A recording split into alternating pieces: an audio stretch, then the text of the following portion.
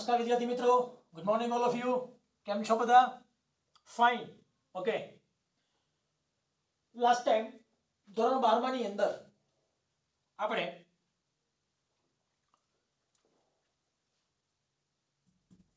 છેલ્લે લગભગ માની લો કે ક્યાં પહોંચ્યા હતા આપણે? આઈ થિંક ઉદાહરણ 1 થી 2 બે ઉદાહરણ થઈ ગયેલા હતા. ત્યાર પછી નેક્સ્ટ જોવામાં આવે તો લગભગ આપણે થિયરીમાં આગળ વધ્યા હતા અને એમાં કંઈક આઈ થિંક જોતો છું મિત્રો, છેલ્લે ક્યાં પહોંચ્યા હતા આપણે? લગભગ ઉદાહરણ 1 થી 2 થઈ ગયા હતા. ત્યાર પછી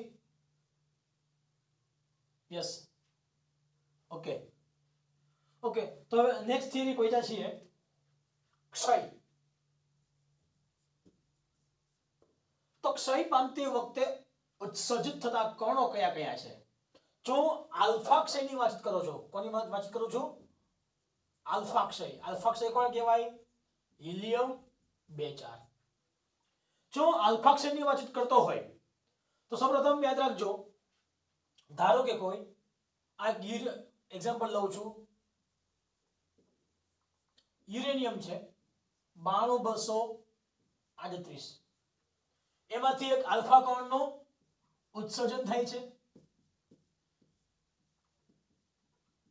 જ્યારે યુરેનિયમમાંથી આલ્ફા કણનું ઉત્સર્જન થાય છે તો જોવો જ તત્વમાં અહીંયા 92 છે, પરમાણુ ક્રમાંક કેટલા છે? 92. અહીંયા કેટલા છે? 2. તો કેટલા વત્તા 2 92 થાય તો કહેવાય 90. તો 90મું તત્વ કયું છે? થોરિયમ. અહીંયા 238 છે, મારે જો આ લખવું હોય તો કેટલા વત્તા 4 238 થશે કે 234. તો જે ન્યુક્લિયસ છે એમાંથી જો આલ્ફા કણનું ઉત્સર્જન થતું હોય એને કહેવાય સૌપ્રથમ જનક ન્યુક્લિયસ. તો જનક ન્યુક્લિયસમાંથી આલ્ફા કણ એટલે કહેવાય ઉત્સર્જિત કણ. જ્યારે જનક ન્યુક્લિયસમાંથી ઉત્સર્જન કોઈ કણ પામતો હોય ત્યારે નવું બનતું ન્યુક્લિયસ એટલે કહેવાશે જનિત ન્યુક્લિયસ. શું કહેવાશે? જનિત ન્યુક્લિયસ. તો જનિત ન્યુક્લિયસ જોવામાં આવે તો જનિત ન્યુક્લિયસ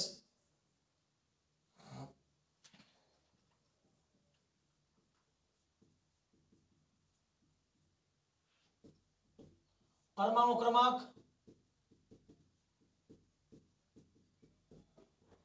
જનક ન્યુક્લિયસ કરતા 2 જેટલો ઓછો હોય છે ને?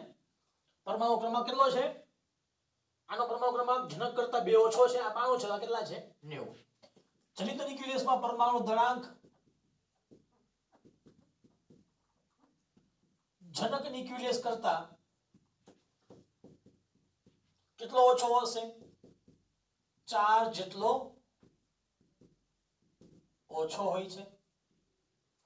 અહીં ન્યુક્લિયસ ભારે છે, ન્યુક્લિયસ ભારે હોય તેમાંથી પ્રક્રિયા કેવી થતી હશે?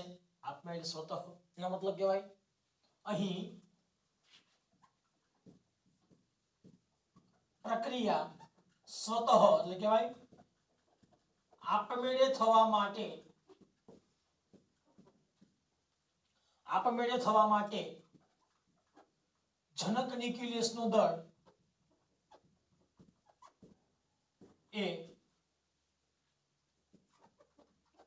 નિપજ ન્યુક્લિયસના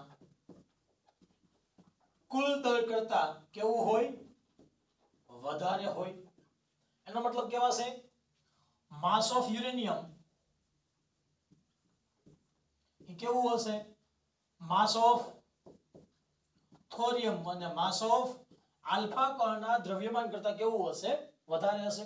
તો આનું દ્રવ્યમાન, બંનેનું દ્રવ્યમાન નો જો સરવાળો કરવામાં આવે તો એનું દ્રવ્યમાન આના કરતા કેવું હશે? ઓછું. આનું દ્રવ્યમાન બંનેના દ્રવ્યમાન કરતા વધારે હશે. તો જ પ્રક્રિયા કેવી થશે?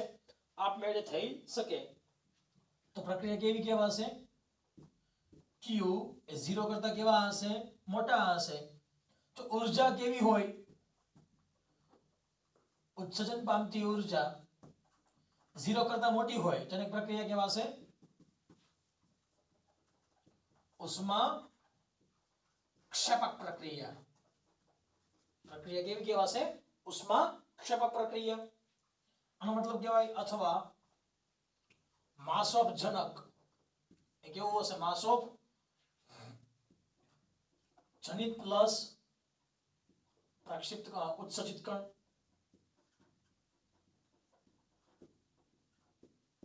જો બુક પ્રમાણે એક્ઝામ્પલ આપવું હોય તો થિયરી પ્રમાણે તો જનક ન્યુક્લિયસ કયું કહેવાશે? X. તો જનિત ન્યુક્લિયસ કયું કહેવાશે? Y. કેટલું ઓછું છે જનિત ન્યુક્લિયસમાં? પરમાણુ ક્રમાંક જનક કરતા 2 ઓછો. જનિત ન્યુક્લિયસમાં પરમાણુ ક્રમાંક જનક કરતા 2 ઓછો, પરમાણુ દળાંક 4 જેટલો ઓછો. આ શું કહેવાશે? આલ્ફા કણ હિલિયમ 2 4. દરેક પ્રક્રિયામાં કંઈક ઉર્જાનું ઉત્સર્જન થતું જોવા મળશે. તો આ વાતચીત થઈ ગઈ મિત્રો આલ્ફા ક્ષયની. આવી જ રીતે જો મારે બીટા ક્ષય જોવો હોય તો મેગાવેક્સિક જોઈ લ્યો. બીટા ક્ષય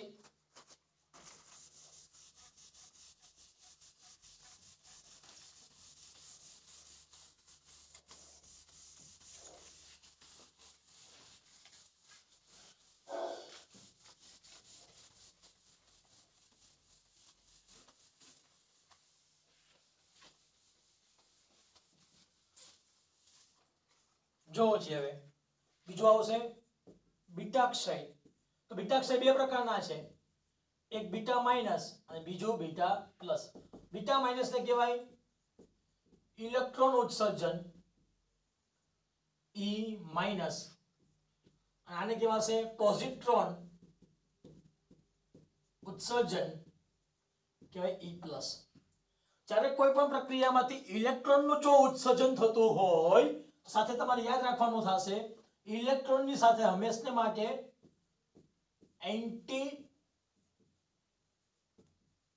ન્યુટ્રિનો કણ ઉત્સર્જન પામે.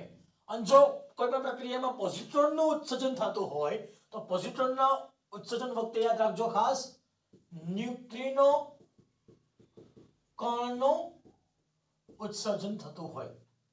જોઈએ પહેલા સૌપ્રથમ એક્ઝામ્પલ માટે આ બીટા માઇનસ પ્રક્રિયા, અહીં લઈએ છીએ બીટા પ્લસ પ્રક્રિયા. એક્ઝામ્પલ લઉં છું. ધારો કે સોડિયમ છે 11 23. ત્યાં સોડિયમમાંથી એક બીટા માઇનસ કહેવાય E-10 નું જો ઉત્સર્જન થતું હોય, જો બીટા માઇનસ કણનું ઉત્સર્જન થાય તો નવું એક જનક ન્યુક્લિયસ જનિત ન્યુક્લિયસ બનશે. તો જનિત ન્યુક્લિયસ માટે છે જોવો છે કેટલા 11 છે, આ કેટલા છે? ઓછા 1. કેટલા ઓછા 1? 11 થાય કે ભાઈ 12. આ 0 છે તો પરમાણુ દળાંક બદલાશે નહીં. 12મું તત્વ કયું છે? મેગ્નેશિયમ. જ્યારે સોડિયમમાંથી ઇલેક્ટ્રોનનું ઉત્સર્જન થાય છે ત્યારે સાથે બીજો કણ કયો આવશે? એન્ટી ન્યુટ્રિનો કણ આવશે. પ્રક્રિયામાં ઊર્જા વિમુક્ત થશે. એનો મતલબ કહેવાય આ કહેવાશે જનક ન્યુક્લિયસ, આ કહેવાશે જનિત ન્યુક્લિયસ, આ કહેવાશે ઉત્સર્જિત કણ. લખીએ. ધારો કે જનક ન્યુક્લિયસ કયું હોય? XZA હોય. એમાંથી ઇલેક્ટ્રોનનું ઉત્સર્જન થાય છે. જો ઇલેક્ટ્રોનનું ઉત્સર્જન થાય તો નવું બનતું જનિત ન્યુક્લિયસ અહીંયા 11 હતા, કેટલા છે? 12. તો કેટલા કહેવાય? 1 નો વધારો થયો. 23 23 એમ છે, લખી નાખો એમને. એનો મતલબ કહેવાય જનિત ન્યુક્લિયસમાં બીટા કણના ઉત્સર્જન દરમિયાન બીટા માઇનસ એટલે કહેવાય E-10 ના ઉત્સર્જન દરમિયાન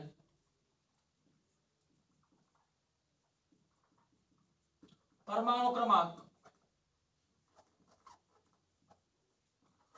જનક ન્યુક્લિયસ કરતા 1 જેટલો વધારે હોય. જનિત ન્યુક્લિયસમાં છે જનિત ન્યુક્લિયસ અહીંયા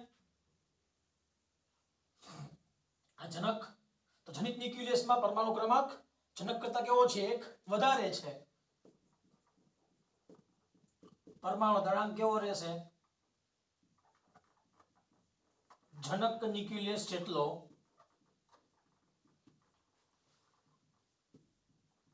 જળવાઈ રહેશે, એ બદલાશે નહીં. એવી જ વાત જો કરવી હોય તો બીટા પ્લસ માટે એક્ઝામ્પલ એલ્યુમિનિયમ 1327 આને કહેવાશે જનક ન્યુક્લિયસ. એમાંથી પોઝિટ્રોન કણનું ઉત્સર્જન થશે, કહેવાય E+10, એને કહેવાશે પોઝિટ્રોન. આ શું હતું? ઇલેક્ટ્રોન હતો.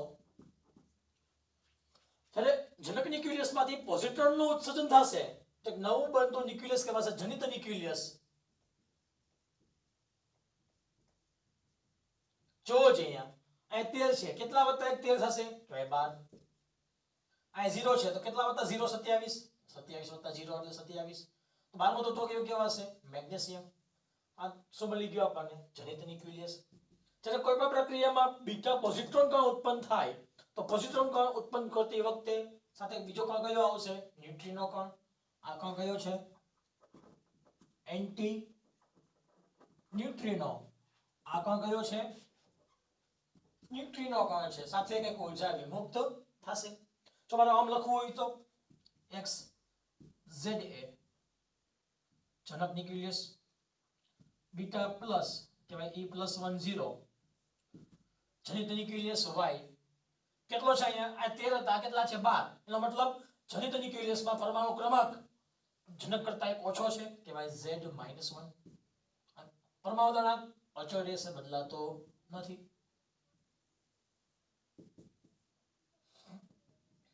તો લખી શકાશે જનિત ન્યુક્લિયસમાં બીટા પ્લસ એટલે કહેવાય E+10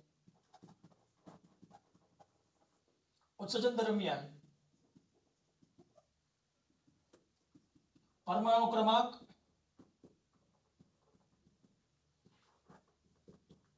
જનક ન્યુક્લિયસ કરતા 1 જેટલો ઓછો હશે અને પરમાણુ દળાંક કેવો રહેશે? જનક ન્યુક્લિયસ જેટલો અચળ જળવાઈ રહેશે. ક્લિયર? આ વાતચીત થઈ ગઈ બીટાક્ષયની. યાદ રાખજો એમાં જે એન્ટી ન્યુટ્રિનો અને ન્યુટ્રિનો કણ છે, એન્ટી ન્યુટ્રિનો અને ન્યુટ્રિનો કણ એ કેવા છે? વીજભાર વિહીન છે.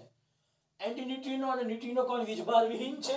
સાથે તે ખૂબ જ ઓછું દ્રવ્યમાન ધરાવે છે. જો એ ખૂબ જ ઓછું દ્રવ્યમાન ધરાવતા હોય તો તે મોટે ભાગે કોઈ પણ મોટા દ્રવ્યમાનમાંથી આપમેળે ઉત્સર્જન થઈને તે નષ્ટ પામતા હોય. તે કોઈ વીજભાર ધરાવતા નથી. ક્લિયર? બેના દ્રવ્યમાન કેવા હશે? સરખા. બેની પોલારિટી બેની કેવી છે? અલગ છે. બીજો કોઈ ફેરફાર થતો નથી. ક્લિયર? તો આ વાતચીત થઈ ગઈ મિત્રો બીટાક્ષયની. સાવ સિમ્પલ હતો. આલ્ફાક્ષય હોય તો આલ્ફાક્ષયમાં જનક ન્યુક્લિયસ નો પરમાણુ ક્રમાંક જનિત ન્યુક્લિયસ નો પરમાણુ ક્રમાંક જનક કરતા 2 જેટલો ઓછો હોય, પરમાણુ દળાંક 4 જેટલો ઓછો હોય. પણ જો બીટા માઇનસ હોય તો બીટા માઇનસ ક્ષય દરમિયાન જનિત ન્યુક્લિયસમાં પરમાણુ ક્રમાંક જનક કરતા 1 વધારે હોય, પરમાણુ દળાંક અચળ જળવાઈ રહેશે. જો બીટા પ્લસ હોય તો બીટા પ્લસ પોઝિટ્રોનના ઉત્સર્જન દરમિયાન જનિત ન્યુક્લિયસમાં પરમાણુ ક્રમાંક જનક કરતા 1 ઓછો હશે અને પરમાણુ દળાંક અચળ જળવાઈ રહેશે. ક્લિયર છે કે વાર્તામાં કઈ ડાઉટ નથી ને? ઓકે, આગળ વધીએ.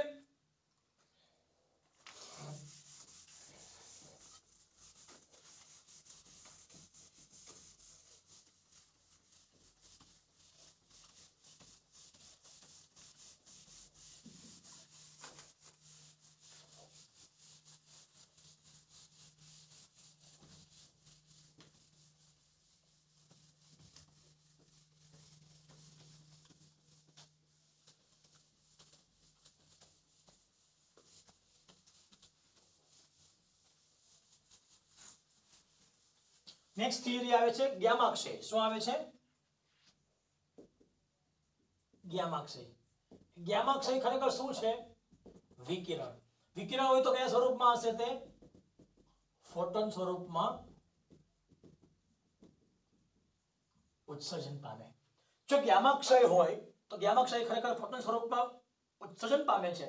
જે રીતે પરમાણુની વાતચીત કરવા દેવામાં આવે તો પરમાણુમાં શું હતું? પરમાણુમાં એક કરતા વધારે ઉર્જા કક્ષાઓ હતી. જ્યારે કોઈ ઉર્જામાંથી ઇલેક્ટ્રોન વધારે ઉર્જાવાળી કક્ષામાંથી ઇલેક્ટ્રોન ઓછી ઉર્જાવાળી કક્ષામાં સંક્રાંતિ કરે ત્યારે શું થશે? ઉર્જાનું ઉત્સર્જન થતું જોવા મળે છે આપણને. તો સેમ વસ્તુ જે રીતે પરમાણુમાં ઉર્જા સ્તર આવેલા હોય તેવી જ રીતે ન્યુક્લિયસમાં પણ શું આવેલા હશે?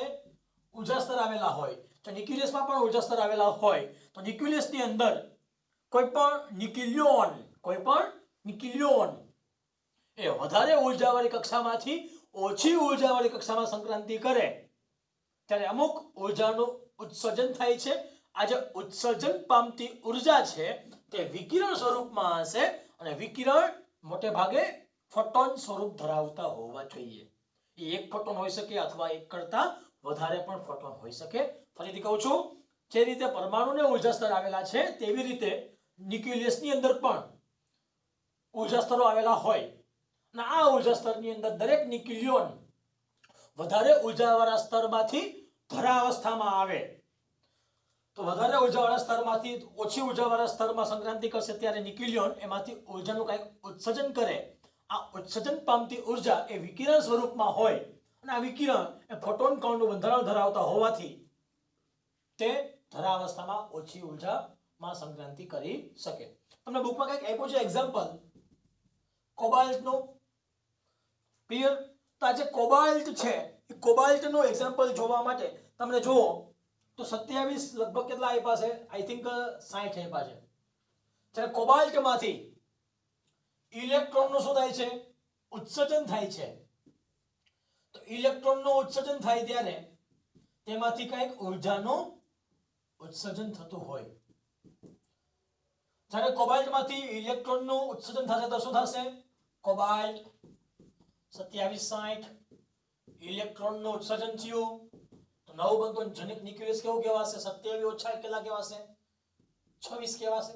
હા કે ના? તો 27 ઓછા 26 કહેવાય. તો લખી શકાશે અહીંયા તો 26મું તત્વ કયું કહેવાશે?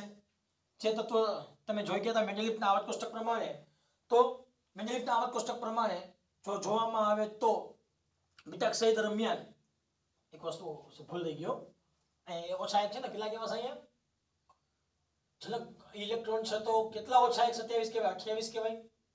તો તમે જો મેન્ડેલિફના આવર્ત કોષ્ટકમાં જુઓ તો 28 પરમાણુ ક્રમાંક ધરાવતું તત્વ કયું છે? લગભગ આઈ થિંક નિકલ આવતું હશે. હા કે ના? તો એ સમયે નિકલ અહીં જોવામાં આવે તો 2860.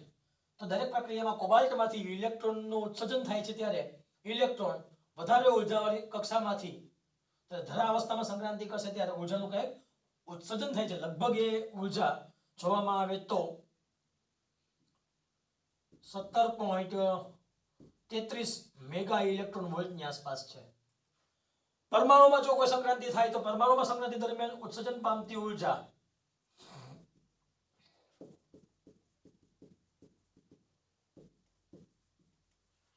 ઇલેક્ટ્રોન વોલ્ટમાં હોય અથવા તો કિલો ઇલેક્ટ્રોન વોલ્ટમાં હોય. જ્યારે ન્યુક્લિયસમાં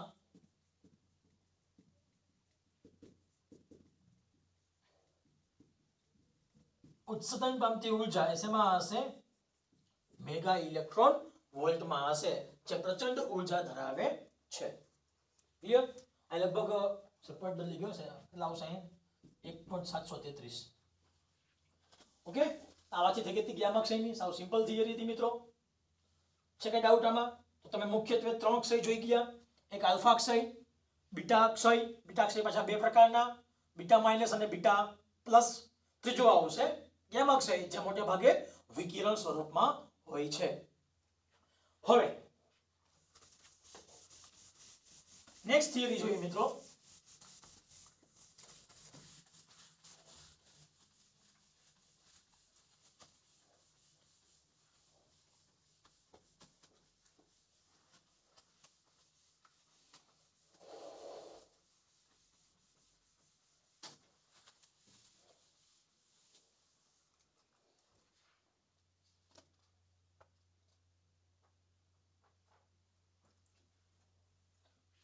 નેક્સ્ટ થિયરી આવે છે કંઈક આવી, ન્યુક્લિયર ઉર્જા. નેક્સ્ટ થિયરી કઈ આવે છે? ન્યુક્લિયર ઉર્જા. મિત્રો મેં તમને હમણાં વાતચીત કરી એમ, જે રીતે પરમાણુમાં ઉર્જા સ્તર આવેલા હોય છે તેવી રીતે ન્યુક્લિયસની અંદર પણ ઉર્જા સ્તર આવેલા હોય. પરમાણુની અંદર જો ઇલેક્ટ્રોન એક વધારે ઉર્જાવાળી કક્ષામાંથી ઓછી ઉર્જાવાળી કક્ષામાં સંક્રાંતિ કરે તો ઉત્સર્જન પામતી ઉર્જા કાં તો ઇલેક્ટ્રોન વોલ્ટમાં અથવા તો કિલો ઇલેક્ટ્રોન વોલ્ટમાં હોય. વધારે ઉર્જાવાળી કક્ષામાંથી ઓછી ઉર્જાવાળી કક્ષામાં સંક્રાંતિ કરે તો ઉર્જા ઉત્પન્ન થાય. એથી ઊંધું, ઇલેક્ટ્રોન ઓછી ઉર્જાવાળી કક્ષામાંથી ક્યાં જાય? વધારે ઉર્જાવાળી કક્ષામાં સંક્રાંતિ કરશે તો ઉર્જા તમારે આપવી પડે. સેમ વસ્તુ ન્યુક્લિયસમાં પણ એવું જ છે. ન્યુક્લિયસની અંદર જો કોઈ પણ ન્યુક્લિયોન, પ્રોટોન અથવા તો ન્યુટ્રોન વધારે ઉર્જાવાળી કક્ષામાંથી ઓછી ઉર્જાવાળી કક્ષામાં સંક્રાંતિ કરશે તો ઉર્જાનું ઉત્સર્જન થાય. એથી ઊંધું, ઓછી ઉર્જાવાળી કક્ષામાંથી વધારે ઉર્જાવાળી કક્ષામાં સંક્રાંતિ કરશે તો ઉર્જા તમારે આપવી પડે. ઉર્જાનું ઉત્સર્જન થાય તો ઉષ્મા ક્ષાપક પ્રક્રિયા. જો ઉર્જા તમારે આપવી પડે તો ઉર્જા શોષક પ્રક્રિયા કહેવાય. પણ इथे આગળ તમે એક કન્સેપ્ટ આપણે જોઈ ગયા હતા, જે લાસ્ટ ટાઈમ મેં તમને કીધું હતું, પરમાણુ દળાંક કેટલો હતો? 30 કરતા વધારે અને 170 કરતા ઓછો હોય તો એવા માટે ન્યુક્લિયન દીઠ બંધન ઉર્જા કેટલી હતી? લગભગ અચળ હતી 8.5 મેગા ઇલેક્ટ્રોન વોલ્ટ પ્રતિ ન્યુક્લિયન. હા કે ના? પરંતુ જો પરમાણુ દળાંક 30 કરતા ઓછો અને 240 કરતા વધારે હોય તો એમાં ન્યુક્લિયન દીઠ બંધન ઉર્જાનું મૂલ્ય કેવું હતું? ઓછું હતું. 170 કરતા વધારે. જો ન્યુક્લિયન દીઠ બંધન ઉર્જાનું મૂલ્ય 30 કરતા ઓછું અને 170 કરતા વધારે હોય તો ન્યુક્લિયન દીઠ બંધન ઉર્જાનું મૂલ્ય ઓછું હતું. જો પરમાણુ દળાંક કેટલો હોય? 240. એ માટે ન્યુક્લિયન દીઠ બંધન ઉર્જાનું મૂલ્ય કેટલું હતું? લગભગ 7.5 મેગા ઇલેક્ટ્રોન વોલ્ટ પ્રતિ ન્યુક્લિયન. આ વસ્તુ તમે મિત્રો લાસ્ટ ટાઈમ જોઈ ગયા હતા. ઓકે ના? એ સમયે મેં તમને બીજી બે પ્રક્રિયા લખાવી હતી. એક ન્યુક્લિયર વિખંડન પ્રક્રિયા, બીજી પ્રક્રિયા મેં તમને લખાવી હતી સંલયન પ્રક્રિયા. હા કે ના? તો બંને પ્રક્રિયાની અંદર ઉર્જા શું થાય છે? વિમુક્ત થશે. કઈ રીતે? આ એક ભારે ન્યુક્લિયસ છે. કેટલું ભારે ન્યુક્લિયસ છે? લગભગ જેનો પરમાણુ દળાંક 240 છે. ને શું કરવામાં આવે છે? બે હલકા ન્યુક્લિયસમાં રૂપાંતર કરવા દેવામાં આવે. જેનો પરમાણુ દળાંક કેટલો હોય? લગભગ 120 હોય. તો ભારે ન્યુક્લિયસમાંથી જ્યારે હલકા ન્યુક્લિયસમાં વિભાજન કરવા દેવામાં આવે છે તો આની EBN નું મૂલ્ય કેવું હતું? EBN નું મૂલ્ય કેવું હતું? ઓછું હતું. આનું EBN નું મૂલ્ય કેવું છે? વધુ છે. તો જ્યારે ભારે ન્યુક્લિયસમાંથી બે હલકા ન્યુક્લિયસમાં વિભાજન કરવા દેવામાં આવશે ત્યારે દરેક ન્યુક્લિયન એકબીજા સાથે ટાઇટલી જકડાશે. એકબીજા સાથે કેવા જકડાશે? ટાઇટલી જકડાશે. એ સમયે પણ કઈ ઊર્જાનું ઉત્સર્જન થાય છે. એ પ્રક્રિયા કઈ હતી? વિખંડન પ્રક્રિયા. બીજી વસ્તુ કરવામાં આવે તો બે હલકા ન્યુક્લિયસ લેવામાં આવે જેનો પરમાણુ દળાંક કેટલો છે? 10 કરતા ઓછો છે. તો બે હલકા ન્યુક્લિયસને ભેગા કરી એક ભારે ન્યુક્લિયસ બનાવવામાં આવે જેનો પરમાણુ દળાંક કેટલો હોય? 30 કરતા વધારે હોય. અહીંયા પણ EBN નું મૂલ્ય કેવું હતું? ઓછું હતું.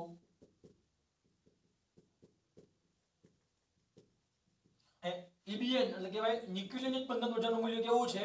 વધારે છે. જો ન્યુક્લિયર દીઠ બંધન ઉર્જાનું મૂલ્ય વધારે હોય તો દરેક ન્યુક્લિયર એકબીજા સાથે ટાઇટલી જકડાશે. જો બધા ટાઇટલી જકડાશે તો ફરી પાછું ઉર્જાનું ઉત્સર્જન થશે.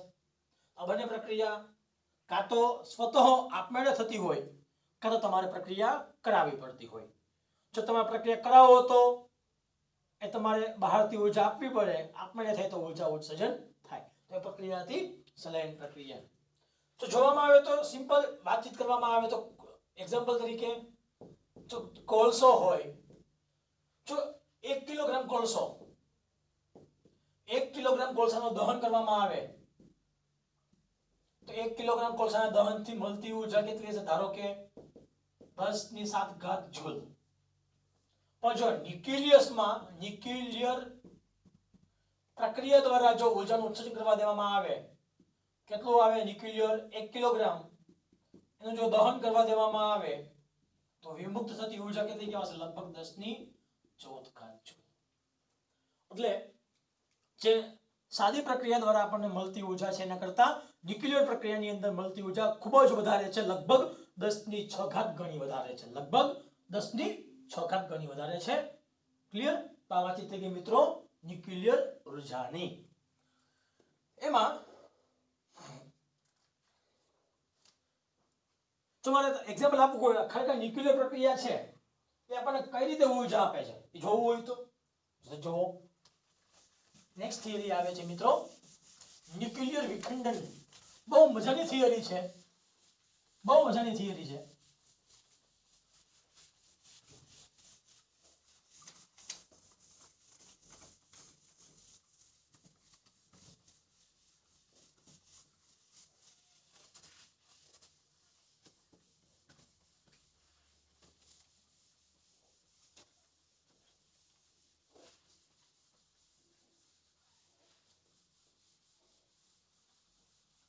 जैसे टाइमिंग જોઈ લો, टाइमिंग કેટલો છે આપણી પાસે? ઓકે, એટલે કામ કરીએ તો આ થિયરી કરતા પહેલા આપણે એક દાખલો છે જોઈ લઈએ. જો પેલા દાખલો છે ઉદાહરણ નંબર 6. ઉદાહરણ નંબર 6.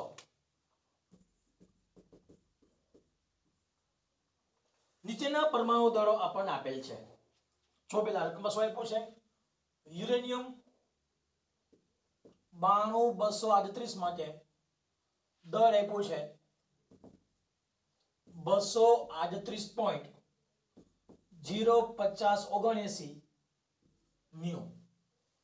પછી હિલિયમ 24 માટે આપ્યું છે 4.00 મ્યુ. થોરિયમ 90234, દ્રવ્યમાન છે 234.043 મ્યુ. અને પ્રોટોનનું દ્રવ્યમાન આપ્યું છે 1.00783 મ્યુ. પ્રોક્ટેનિયમ 91 માટે દ્રવ્યમાન આપ્યું છે 237.05 51 મ્યુ. તો અહીં પ્રોટેક્ટિયમ Z બરાબર 91 તત્વ માટે છે. કેસ પહેલો યુરેનિયમ 92238 ના આલ્ફા ક્ષય દરમિયાન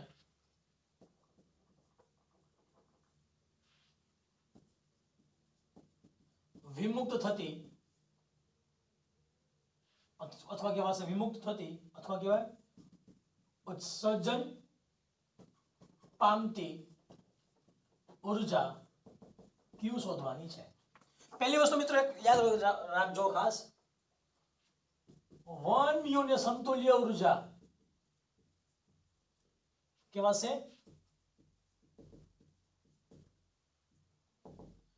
931.46 મેગા ઇલેક્ટ્રોન વોલ્ટ. આ વસ્તુ તમારે કિંમત યાદ રાખવાની છે. બુકમાં કઈ આપી છે કે કિંમત તમને? બુકમાં કિંમત 5 આપ્યા છે. કેટલા આપ્યા છે? 931.46. કેટલા આપ્યા બુકમાં? મિત્રો આપણે આ કિંમત લાસ્ટ ટાઈમ એક્ઝામ્પલમાં જોઈ ગયા હતા અને થિયરીમાં પણ જોઈ ગયા હતા, પાછો રિપીટ કરતો નથી. જો ખાસ આ યુરેનિયમ 92238 અને આલ્ફા ક્ષયનું ક્ષય થશે તો કહેવાય હિલિયમ 24. જો યુરેનિયમ માંથી આલ્ફા કોણનો ક્ષય થાય તો પરમાણુ ક્રમાંક કેટલો થશે ઓછો? કેટલા વત્તા 2 92 થાય કે 90. કેટલા વત્તા 4 238 234. 90 તત્વ કયું છે? થોરિયમ. ક્લિયર? તમારે વિમુક્ત થતી ઊર્જા જોઈએ છે.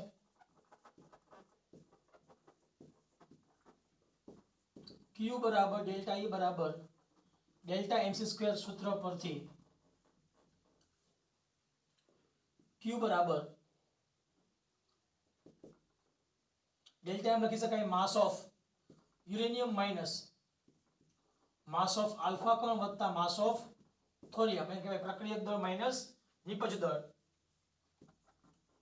પ્રક્રિયક દળ માઇનસ નિપજ દળ ઇન્ટુ c². પ્રક્રિયક કેટલા છે? Mass of uranium minus mass of alpha minus mass of થોરિયમ into c².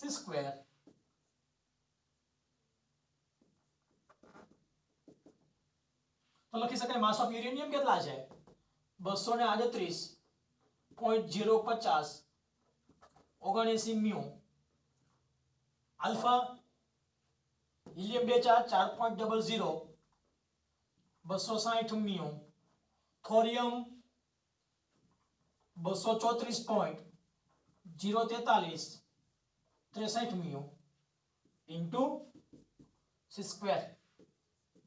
જો જે કેલ્શિયમમાં ગણતરી પહેલા 238.050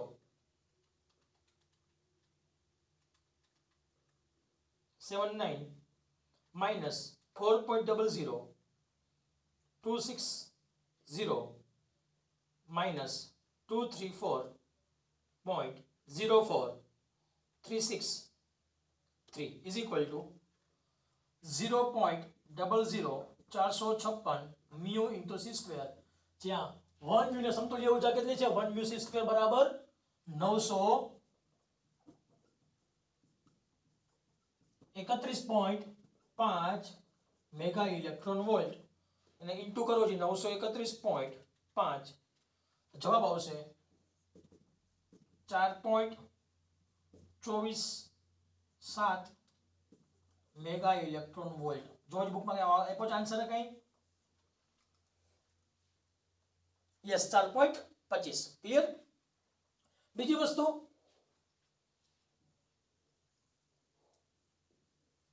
કેસ બીજો.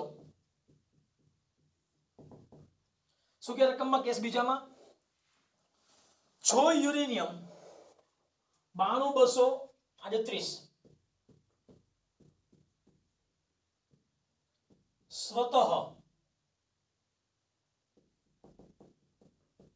પ્રોટોનનું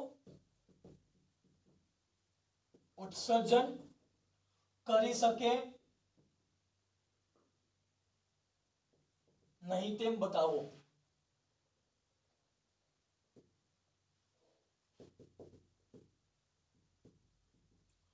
કોના માટે કહે છે? યુરેનિયમ 238 પ્રોટોનનું ઉત્સર્જન કરી શકશે નહીં તેમ બતાવો. ચલો, પ્રોટોનનું શું થાય છે? ઉત્સર્જન થાય છે. તો પ્રોટોન કેમ લખી શકાય? હાઇડ્રોજન 1 1. હવે યુરેનિયમ છે ને, લખી શકાય યુરેનિયમ 92238 માંથી પ્રોટોનનું ઉત્સર્જન થાય છે. પ્રોટોન કેવા છે? 1h1. તો કેટલા વત્તા 1 92 થાય કે ભાઈ 91. 91 માં જો તત્વ કયું છે? પ્રોક્ટેનિયમ. કેટલા વત્તા 1 238 237. આ પ્રક્રિયા આપમેળે થાય છે કે નહીં એ તમારે જોવાની છે. લખી શકાય પ્રક્રિયા માટે ઊર્જા શોધવા તો લખી શકાય ડેલ્ટા E બરાબર Q બરાબર ડેલ્ટા mc². તો ડેલ્ટા mc² શું લખી શકાશે? પ્રક્રિયક દળ માઈનસ નિપજ દળ ઇન્ટુ c².